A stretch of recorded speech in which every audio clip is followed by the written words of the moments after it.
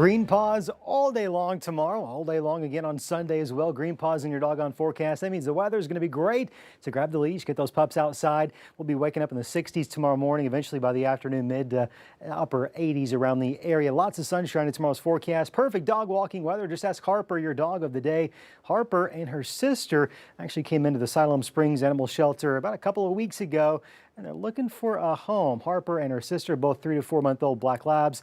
Look at the smile on her face. She'd love to meet you if you're looking to bring a pup into your home. Let's get a check of your allergy report. New data today shows the tree pollen, there's not a lot to speak of. It's grass, weeds, and mold, especially the mold. And given how much rain we've seen in the last couple of days, especially in some parts of the area, that mold count's probably going to stay high. If it's not the mold, the tree, and the grass pollen having you hacking, it may be the smoke. We got 2 wildfires, one up in Canada and another one over near Utah and Arizona. That smoke's drifting into the upper levels of the atmosphere, and it's moving our direction because of the upper level winds. This is current air quality right now. Oranges and reds, that represents unhealthy for some, unhealthy for all. Of course, it gets worse the further north you go, but notice that quality is declining the closer you get to here in West Arkansas and East Oklahoma. Here's what's happening out there. Ridge of high pressure, which is the heat dome, right? We wanted it to push off towards the west. We wanted a break. Well, that's what we're getting temperature-wise, but as that smoke rises, it gets caught up in those upper level winds that are moving from the northwest to the southeast, which is going to bring a good deal of that smoke right into our neck of the woods beginning tonight and certainly continuing throughout the day tomorrow. So while we may have mostly sunny skies, it may look a little bit hazy or milky, if you will.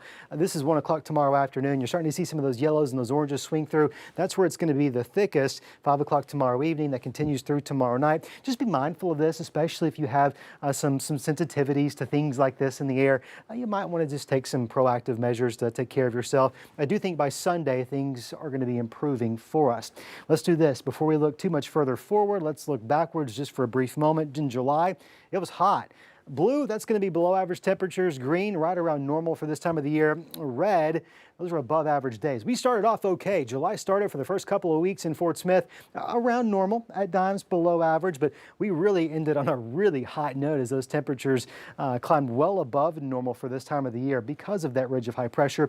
Can't say the same about Fayetteville. We started mostly above average, and we really didn't fall below other than a couple of days here and there where we had some rain in the afternoon that kept that temperature from getting too hot.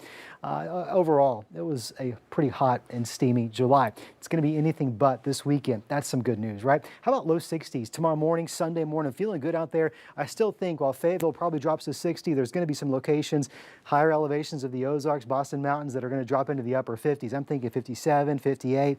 It's going to feel cool and crisp across a few parts of the area tomorrow. Not bad at all for those of us in the River Valley. We're waking up in the 60s, low 70s. A few clouds out there in the first part of the day tomorrow. I do think we'll see more clearing going into the afternoon hours. Here's that same ridge of high pressure.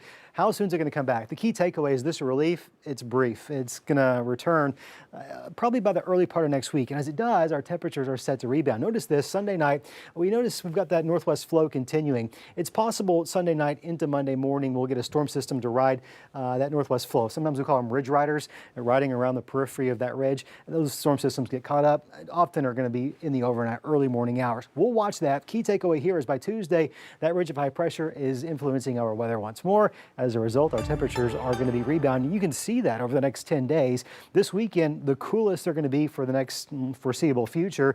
Gradually, we're warming things back up. Good news is it's not a quick rebound. We're only in the low 90s by Tuesday, normal for the first week of August, right? Not going to complain about normal.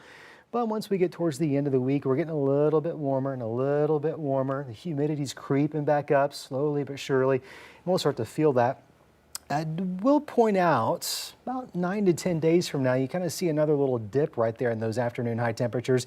It's possible. There's a couple of weather models that we like to use that are showing potentially another cool down coming up about 9 to 10 days away. I don't have a lot of confidence in that, just given the range that we're talking about. But big takeaway, an awesome weekend. I hope you can get outside and enjoy it.